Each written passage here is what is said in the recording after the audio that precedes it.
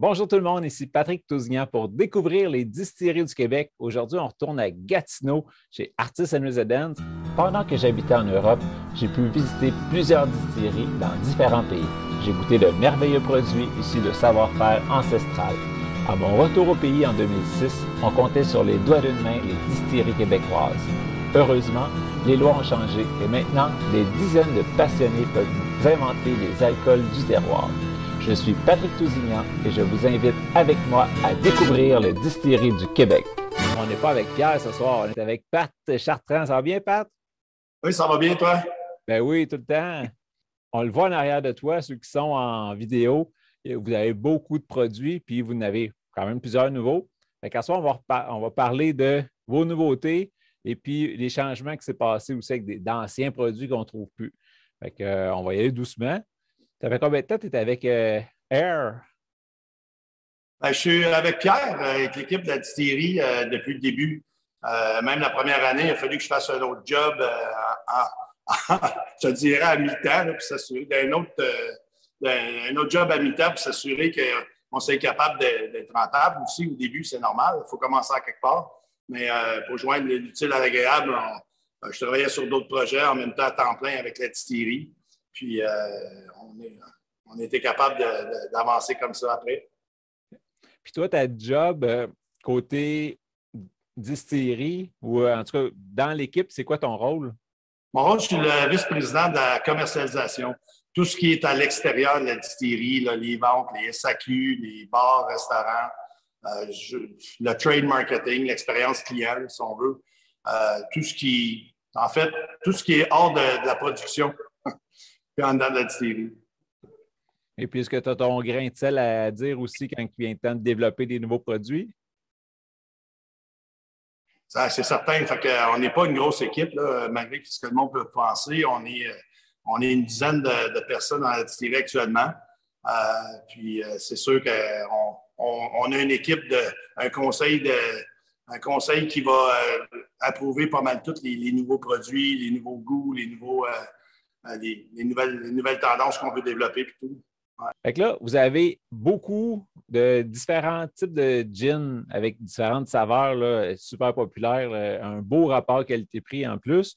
Et puis ce soir, mais là, on va parler d'un ancien produit qui a changé de nom, puis deux nouveautés là, assez nouvelles. Fait que si on commence avec la rose, une vodka aromatisée au pamplemousse rose. Oui, on vient de sortir, on voulait se lancer dans la gamme des vodkas québécoises, mais en attaquant un peu plus les produits, les vodkas internationaux.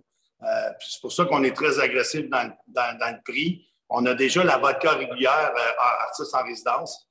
Et puis là, on vient de sortir la vodka aromatisée au pamplemousse rose avec de l'écorce de pamplemousse, saveur de pamplemousse. Je pense que la tendance s'en va vers ça aussi. Et puis, je pense qu'on a fait un très bon produit à date. Là, on a des super bons résultats. Il est déjà là, parmi les top 3 là, des vodkas québécoises les plus vendus. On est vraiment content de ça. Parce que vous aviez déjà le gin pamplemousse rose, mais ce n'est pas tout le monde qui tripe gin. Fait que vodka, on est plus neutre, il reste juste le pamplemousse dedans comme arôme, c'est ça? Exactement. Mais là, c'est une vodka aromatisée.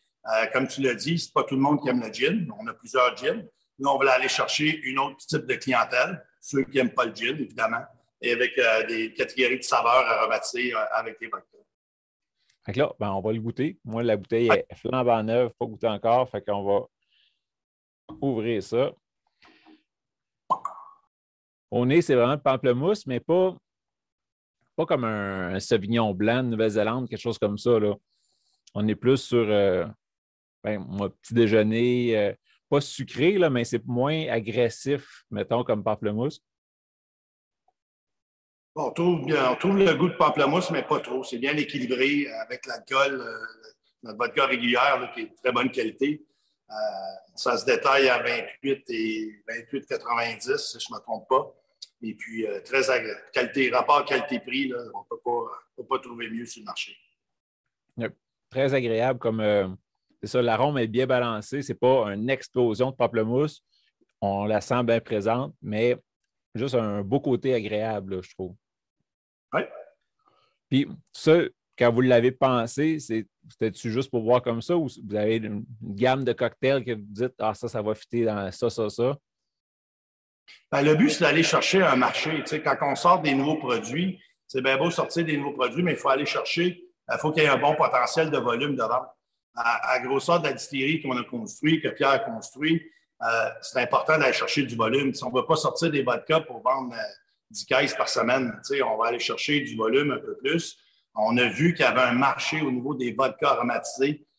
C'est plus au niveau des internationaux en ce moment parce que les Québécois, il n'y en a pas vraiment. Là. Au niveau des arômes, on est pas mal dans les premiers à faire. Je pense qu'il y a un beau marché à aller chercher là. C'est plus difficile que les gins à introduire des vodkas. On le sait, là, les ventes sont beaucoup moins que les gins québécois. Là. Mais je pense qu'on trouve qu'il y a un marché pour ça. On va aller développer ce côté-là au niveau des vodkas aromatisés. Ça, puis on le sait que plusieurs vodkas internationales sont pas un prix dérisoire comparé aux québécoises, là, mais vous autres, vous avez réussi à aller pas mal à côté de la compétition internationale, là, qui est quand même quelque chose de hot. Un de vos points, c'est que les bouteilles, vous en avez des tonnes et des tonnes. Si vous n'avez pas déjà acheté la compagnie de bouteilles, là. Non, pas encore. Non, pas encore, mais ça s'en vient. Puis, en ayant tout le même format de bouteille, c'est sûr que ça paraît le volume. Là. Quelqu'un qui fait 300 bouteilles par année, il va payer 5 $ la bouteille peut-être. Mais vous autres, la quantité de milliers de bouteilles que vous faites, vous l'avez pas mal moins cher. Fait que ça paraît sur le prix final. Là. Exactement. C'est pour ça qu'on a pas mal toute la même bouteille là, pour la majorité de nos produits. Au niveau de la production aussi, on n'y pense pas, mais au niveau de la production, plus tu as de volume, plus que au niveau de la machinerie, tout ça, il faut que ça fonctionne avec les bonnes grandeurs, les bouchons, tout ça. Les machines sont adaptées à ça aussi. En plus de notre personnel, il faut que ça soit capable que ça soit rentable au niveau de la production aussi. Puis aussi, pour vous faire reconnaître, là, on va rentrer dans une autre phase là, que je voulais qu'on parle ce soir. Vous aviez plusieurs gammes de produits avant. Vous aviez Maven, Out the Wild. Là, vous avez tout ramené ça sur le nom Artist in Residence. Effectivement, c'est sûr, au début, on voulait avoir des noms différents, plusieurs noms différents pour dissocier chacun des marques. Là, on s'est aperçu, pour lancer une marque, une nouvelle marque, ça prend des millions en marketing. On ne se le cachera pas, là, ça prend du temps. C'est beaucoup d'investissement en marketing. Puis au bout de la ligne, tu n'es pas certain que ça va fonctionner. Au début, on avait sorti les liqueurs iWild. iWild, c'est une liqueur de café, puis un amaretto. Les bouteilles sont, si vous vous souvenez bien, les bouteilles, l'étiquette super belle, super beau design. On a fait faire un beau design par un expert au niveau du design de bouteilles. C'était super beau tout ça, sauf que le nom iWild, encore là, c'était un nom inventé, c'est pas un nom qui existe. C'est pas plus anglais que français, que n'importe quoi. Là. C'est sûr que la connotation est un peu plus anglophone, mais c'était dur de commercialiser ce nom-là au niveau marketing. Puis là, il a fallu qu'on injecte plusieurs milliers ou centaines de milliers de dollars pour être capable de commercialiser le nom iWild. Puis là, on a vu avec les ventes qu'on avait, qui étaient quand même bonnes. C'était pas une question de goût, c'était pas une question de quoi que ce soit, mais c'est une question de... les gens ne reconnaissent pas ce produit-là, même que les gens pensaient que c'était un produit des États-Unis ou un produit qui venait de l'international. C'est un produit qui est fait chez nous à Gatineau. C'est là qu'on a décidé de changer de nom sous la gamme de produits Artist in Residence. On a nos vodkas avec les étiquettes colorées, des vodkas avec les bouteilles frostées en bon français. Avec les gins, avec les étiquettes colorées, puis on a les bouteilles, les liqueurs, c'est toutes des bouteilles transparentes qu'on voit à travers. Fait que ça, c'est les 3 distinctions qu'on a voulu faire sous la marque Artist in Residence, qui est déjà connue au Québec. Ça va aller plus vite. Ça va, à chaque fois qu'on fait du marketing sur un produit, que ce soit une liqueur, une vodka ou un gin, on promouvoit le nom de la distillerie, que tout est fait chez nous, en fait. Puis là, tu en as parlé de la couleur des étiquettes sur les gins. Souvent, quand on le voit sur une tablette, on pense que le liquide, le gin, il est coloré, mais finalement, c'est juste l'effet que ça donne avec l'étiquette. Ouais, c'est l'illusion. Les gens ils pensent que c'est le liquide est coloré, mais non, c'est transparent. C'est l'illusion qu'on voulait faire avec. C'est quand même assez simpliste comme bouteille. C'est pas la plus belle, c'est pas la plus sexy, mais elle a une belle petite. Elle a sa propre image, sa belle identité. Puis on aime ça simple, on aime ça quand les gens ils comprennent tout de suite. C'est important qu'il y a tellement de produits sur le marché, sur une tablette de SAQ. Si tu ne comprends pas tout de suite, tu ne l'achèteras pas. Ça, c'est quelque chose qu'on a compris assez rapidement et c'est pour ça qu'on le fait de cette façon. Là, je sais que c'est à peu près la seule affaire que tu es moins impliqué dedans, mais tu veux-tu nous parler un peu de l'alambic qu'on voit en arrière de toi? Mettons que vous faites une batch de vodka pamplemousse. Oui, les alambics. Ouais, les alambics, on a 2 sets d'alambics. Vous voyez un peu mal. Là, peut-être, en tout cas, il y a 2 sets. On a le premier set d'alambics au début qui sert à faire nos vodkas et nos gins. Et la dernière qu'on vient juste d'installer, c'est une 6000 litres. Ça a l'air petit, mais c'est très gros. Pour une micro-distillerie du Québec, c'est assez gros. Puis on va l'utiliser seulement pour faire le whisky. Parce que là, on a pas mal de barils de whisky de près. Ça s'en vient. À l'automne, on devance la question, mais à l'automne, on devrait sortir notre premier whisky qui est un 5 ans et non pas un 3 ans. On a décidé d'attendre 5 ans au lieu de 3 ans pour sortir notre. On a parlé des marques qui ont changé.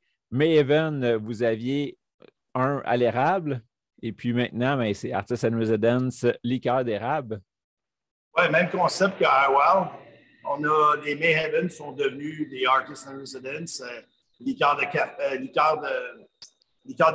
et la liqueur de gingembre. Donc, ce soir, on va parler de la liqueur d'érable, mais la semaine prochaine, dans les SAQ, on relance la liqueur de gingembre. C'est la seule liqueur de gingembre québécoise en vente à la SAQ en ce moment, qui vient du Québec, évidemment.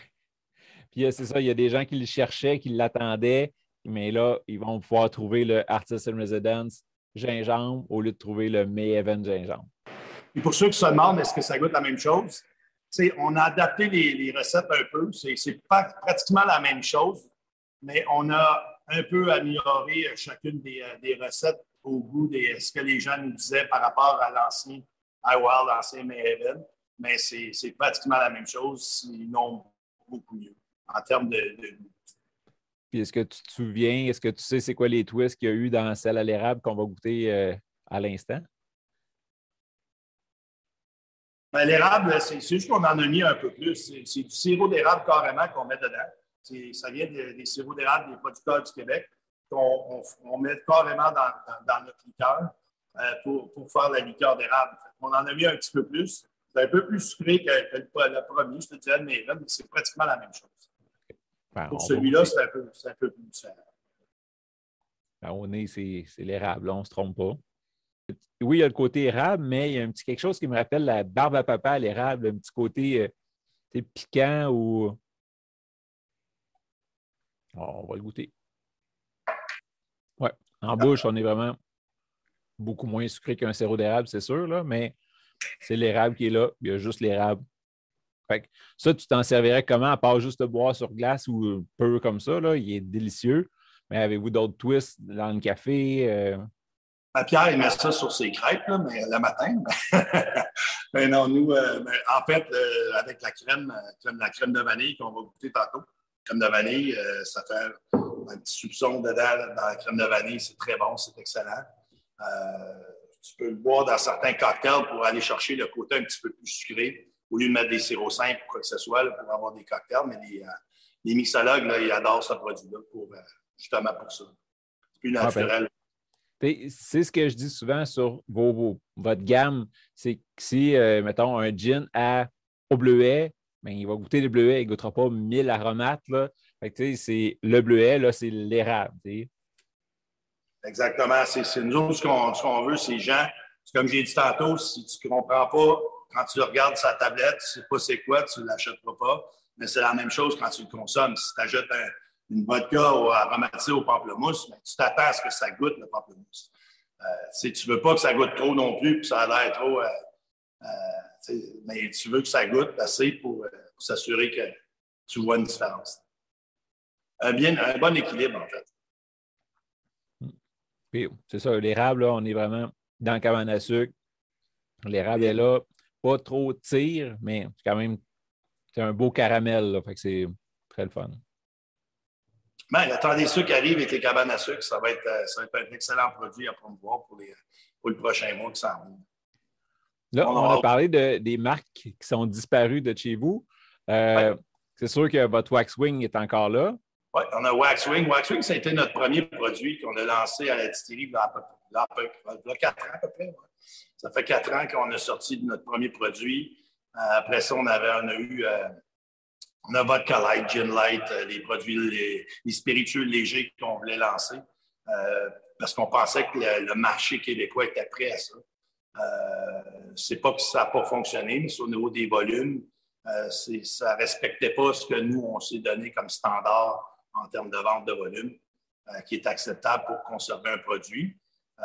Par contre, le Gin Light l'était, mais la bouteille n'était pas, je te dirais, pour les succursales, était trop haute, la bouteille est trop haute, elle ne fitait pas sur la tablette. C'est des erreurs de débutants, de début. La bouteille fitait juste dans la tablette du bas et la tablette du haut. Donc, c'était un peu plus problématique pour les succursales. Donc, on va relancer dans les prochains mois Gin Light, mais sous la bouteille Artist in Residence. Pour ceux qui veulent des gins réduits en calories, réduits en alcool aussi, à 30 % d'alcool, avec un prix très, très, très agressif. Fait que Gin Light, si je ne me trompe pas, c'était le citron qui ressortait le plus. C'est la canneberge. La citron, oui, agrumes, canneberge. C'est agrumes et canneberge. Donc, encore là, c'est assez simple. Il y a pas, dans nos gins, on ne met pas 40 épices. Nous, ce qu'on veut, c'est qu'il y ait un bon équilibre entre environ 6 à 8 épices différentes. Puis c'est des arômes naturels, c'est des produits naturels qu'on utilise. Ce n'est pas des saveurs artificielles comme plusieurs peuvent penser à cause du prix. Nos gins, on met toutes nos épices dans les alambics, toutes les passes dans les alambics, vous le voyez. Il n'y a pas de cachette à la distillerie. On est très agressif au niveau du prix. Comme on a dit tantôt, à cause des bouteilles, à cause du volume d'achat de bouteilles, on a pu couper à certains endroits pour assurer un meilleur prix sans lésigner sur la qualité des produits. Les produits qu'on déguste ce soir, ça, c'est tout nouveau. Ça fait combien de temps qu'il est sorti et qu'il est en vente? Ça fait une semaine. Fait que ça, avant de la vider dans mon verre, avant de la goûter, là, je m'attends à quoi quand je pense Artist in Residence vanille? C'est une crème de vanille qu'on a voulu aller chercher un twist. On s'est inspiré un peu des desserts favoris des Québécois. Quand on passe aux desserts favoris, il y a les millefeuilles. Les millefeuilles avec la crème de costard, avec une boule de crème glacée. Tu vas aller chercher aussi, si on pense le beigne le plus vendu au Québec, c'est quoi? La crème Boston, non? Et voilà, fait qu'on est allé chercher la saveur de la crème Boston, crème de costard, la costarde, qu'on va chercher, c'est de la crème de vanille avec un soupçon de costarde à la crème Boston. Tu peux le voir en dégustant. Fait que ça rappelle tout plein de bons souvenirs. Et au nez, à date, c'est le lait qui ressort le plus, le côté crème, là, je trouve. Mais à mesure qu'on le sent, mais oui, là, on a un petit côté, justement, pas caramel, mais un petit quelque chose d'autre qui ressort. Là. Ouais. Un bon dessert. Oui.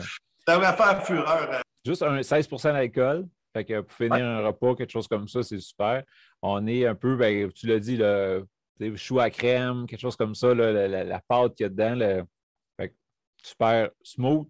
Puis, c'est plus crémeux que ça. Au début, ça avait l'air plus lait, mais en bouche, il y a une belle onctuosité. Et puis, il y a un bel équilibre. Des fois, on a d'autres crèmes qui. L'alcool va popper un petit peu plus. Celle-là, l'alcool est vraiment effacé pour laisser la place aux arômes. Là. Tout est une question d'équilibre. Puis, dans le café aussi, ça doit être très bon. Fait que ça fait café de glace à beigne. Oui. Café, amaretto, érable. Même gingembre, crème d'amande verte, chocolat, on va très bien avec. Là, tu viens de le nommer aussi. Vous avez une crème de menthe et chocolat. Oui, la crème d'amande chocolat, on a sorti. C'est encore là, on ne voulait pas sortir une crème d'amande verte comme tout le monde, comme tout le monde connaît, tout le monde existe, la traditionnelle. On voulait aller ailleurs, on voulait avoir quelque chose de différent. Puis on a rajouté du cacao dedans, un petit peu de chocolat, saveur de chocolat. Puis on s'est inspiré, qu'est-ce qui se vend le plus en la menthe et chocolat, mais c'est le chocolat After Eight. Fait qu'on a retrouvé ce produit-là. Quand tu goûtes, ça goûte le chocolat After Eight. Sur glace, ça se boit très bien. C'est excellent. Les ventes ont explosé. On est dans les meilleures crèmes de menthe au Québec en ce moment, puis on est vraiment content de ça aussi. De mémoire, n'était pas trop sucrée non plus. Là, était plus liquide que crémeuse. Là. Fait qu'elle était, moi, j'avais bien aimé. Puis c'est ça, le cacao n'est pas trop intense non plus. Ça fait juste un bel agencement avec la menthe, là, un peu After Eight. Là. Que nous, on veut dans nos produits, malgré que les liqueurs, c'est des liqueurs, là, mais on va toujours aller chercher le moins de sucre possible. C'est important pour nous. On s'en va vers ça aussi. Le monde fait attention. C'est correct, là, on se paye des desserts, on a du fun, c'est de l'alcool, mais quand même, on essaye toujours d'avoir le moins de taux de sucre possible. Fait que la crème, correct, la crème d'amande, on voulait justement que ça soit plus liquide. C'est une liqueur de crème d'amande, en fait. Là. C'est ça. Puis là, tu en as parlé tantôt, à peu près à l'automne, là, le 5 ans, votre whisky va sortir. C'est quel genre de whisky, quel genre de recette? C'est surtout maïs, je pense?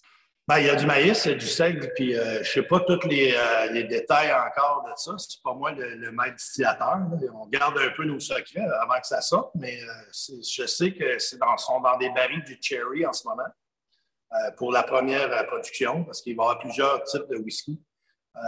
On a un entrepôt plein là, à côté. On en vient d'acheter un entrepôt juste pour entreposer les barils. Vous allez voir, si vous venez à la boutique de la distillerie, sont toutes, on les expose pendant 2 ans au niveau de où ce que toutes les vitres à l'intérieur, où ce que le soleil va réchauffer, si on veut, les barils, s'assurer qu'il y a tout ça, mais pas trop.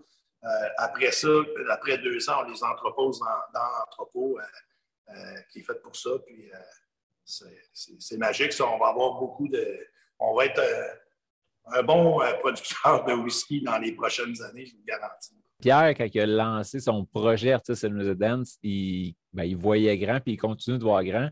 Là, vous êtes déjà en expansion aux États-Unis. Oui. Ben, en fait, avant d'aller aux États-Unis, nous, notre but, il y a beaucoup de monde qui dit l'avenir, ça va à l'international. Au niveau de l'importation, j'en doute, à mon avis. Nous autres, la façon qu'on voit selon nos études, ce qu'on a fait dans le marché, c'est très difficile d'exporter nos produits ou d'exporter nos produits aux États-Unis ou dans un autre pays à cause des frais et tout, des taxes, l'importation et tout ça. Au bout de la ligne, tu ne fais pas beaucoup d'argent. Ce qu'on a fait, la meilleure stratégie, si du côté des États-Unis, pour parler de la Pennsylvanie, qu'on a acheté un terrain dernièrement pour faire ça va être notre 3e distillerie là-bas. On va produire là-bas. C'est des producteurs locaux dans chacun des endroits où on va aller. Mais la maison mère, elle va toujours être à Gatineau. Elle va toujours être créée par des gens de Gatineau, du Québec, mais qu'on va vendre nos produits à l'étranger, mais fabriqués à l'étranger. C'est plus facile comme ça parce que tes producteurs locaux, c'est toujours plus facile de rentrer dans le marché avec des produits locaux. Fait que c'est ça. Fait que pour ça, pour la Pennsylvanie, mais avant ça, on s'en va à Hawkesbury. À partir du printemps, on construit notre 2e distillerie à Hawkesbury. Vous allez voir ceux qui passent sur la rue Topper à Hawkesbury pour aller du Québec de l'Ontario vers le Québec. Avant le pont, on voit le terrain avec les enseignes. Ça s'en vient bientôt. À partir du printemps, on commence la construction. Donc, on devrait finir la construction vers novembre, décembre. On espère qu'en début d'année 2024, on devrait être capable de rentrer nos premiers produits à l'LCBO. Et peut-être à l'automne aussi, on va voir, ça dépend toujours des délais de construction. Mais ça, c'est toute la production d'Hawkesbury, c'est pour les ventes en Ontario seulement, pour toutes les LCBO de l'Ontario. En LCBO, il y en a 800 versus 400 SAQ pour le Québec environ. Fait que si on veut aller vous visiter, aller voir vos installations, aller goûter vos produits puis en acheter, C'est quoi les heures d'ouverture, puis votre adresse? Nos heures d'ouverture en ce moment, c'est du jeudi au vendredi, jeudi-vendredi de midi à 5 heures pour le moment. Parce qu'on s'entend que janvier, février, mars, ce n'est pas des périodes super fortes. On est dans un quartier industriel à Gatineau. Mais à partir de l'été, là, on devrait ouvrir pas mal toute la semaine, du lundi au samedi. C'est ça notre objectif. Parce qu'évidemment, éventuellement, on veut des visites privées, des visites guidées aussi. Ça s'en vient. On travaille là-dessus. On a un beau bar en haut, une salle de dégustation qui est prévue pour ça. On travaille là-dessus. Puis l'adresse, c'est le 243 Bombardier à Gatineau. Il ne faut pas le manquer là, sur l'autoroute 50. Si vous ne voyez pas la bâtisse, vous êtes pas mal aveugle. Et puis, une des dernières fois qu'on s'est parlé avec Pierre, je sais que vous travaillez sur toutes sortes de canettes. Pas d'alcool, autant votre tonique, des choses comme ça. Est-ce que c'est encore dans les projets? Oui, on a acheté on a une autre bâtisse près de la distillerie, pour ceux qui le connaissent. C'est une autre compagnie à Pierre, c'est la mécanique de camion lourd. Puis ça va déménager au printemps. Ça déménage à un autre endroit, puis on va s'approprier cette bâtisse-là. Ça va être uniquement pour la production de canettes, de prêt-à-boire. De sans alcool aussi, des toniques, comme tu dis. On va sortir notre tonique artisanale. On avait déjà fait des tests dans le passé avec des limonades aussi, sans alcool. Ça va bien fonctionner, mais pour faire de l'argent dans cette industrie-là, il faut que tu sois capable de la produire toi-même autant que possible. Et puis, les tests étaient concluants. Fait qu'on a acheté la machine pour faire nos propres canettes, la production de canettes. Pas la production de canettes, mais les encanner. Dans cet édifice-là, c'est une grosse bâtisse qui va être uniquement pour la production de canettes et de nouveaux produits qui s'en viennent là, dans les IGA, les métros, les supermarchés. Puis tu as parlé de prêt-à-boire. Est-ce que tu sais qu'est-ce qui s'en vient cet été pour la campagne été, vos nouveaux prêt-à-boire de l'été? Oui, on sort un nouveau prêt-à-boire. On a appris de nos erreurs aussi. Comme je vous parlais, on va le sortir sous la marque Artis en résidence, Artis en Residence. C'est un punch aux fruits au gin. C'est un gin au punch fruits. C'est très simple, pas compliqué. Tout le monde sait c'est quoi un punch aux fruits à saveur de gin. Pas à saveur de gin, au gin. Puis avec... c'est ça. C'est assez simple. Une belle canette punchée, rouge, plein de couleurs, puis plein de fruits. Ça sent bien. Bien, merci beaucoup, Pat, de ton temps. Super belle dégustation, des belles découvertes. Puis c'est le fun de voir l'évolution parce que, tu sais, Pierre, c'était une de mes premières entrevues quand j'ai commencé le show. Moi, j'ai évolué, mais vous autres aussi, beaucoup. Fait que c'est le fun de voir là, où est-ce que vous êtes rendu puis où est-ce que vous en allez aussi. Fait que, un gros merci de ton temps, Pat. Merci beaucoup.